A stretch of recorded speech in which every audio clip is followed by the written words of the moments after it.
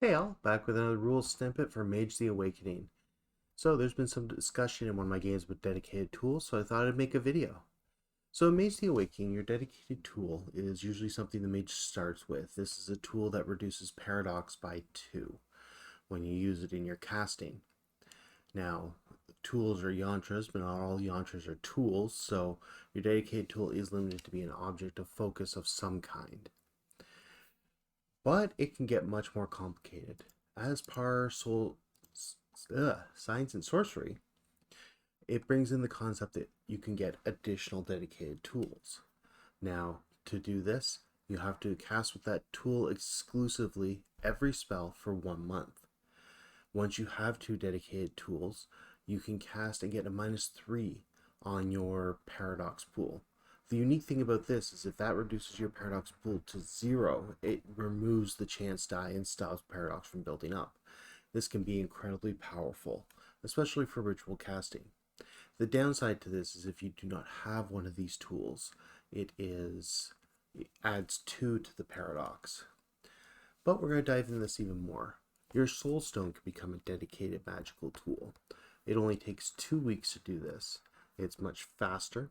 Some other downsides is if someone steals both your dedicated magical tools, they have immediate sympathy with you. There is no withstand whatsoever.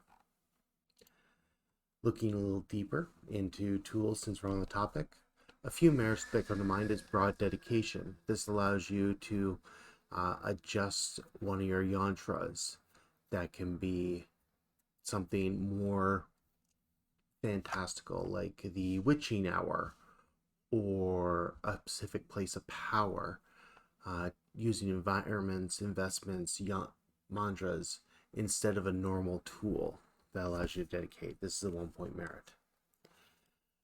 And the thing about this that really irks me a little is the prolific dedication. This allows you to dedicate an additional tool beyond the 2, giving you up to a total of 3 mundane dedicated tools.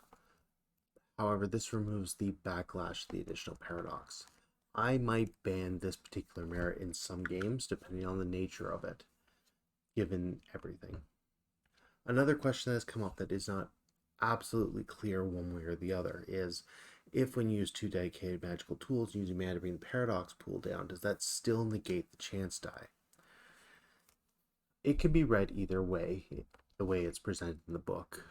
As a ruling at this moment, I'm going to say no in long-term rituals, and yes in combat because you are using additional turns bringing up additional yantras. We'll see how this plays, and I may keep it this way, I may change it later. But for now, that kind of sums up our dedicated magical tools, how to make them, the limits, the effects of them. They can be quite potent. So yeah, just a heads up to GMs and players out there. Hope everyone's having a great time, and I'll be back later for more rule snippets of other systems. Bye for now.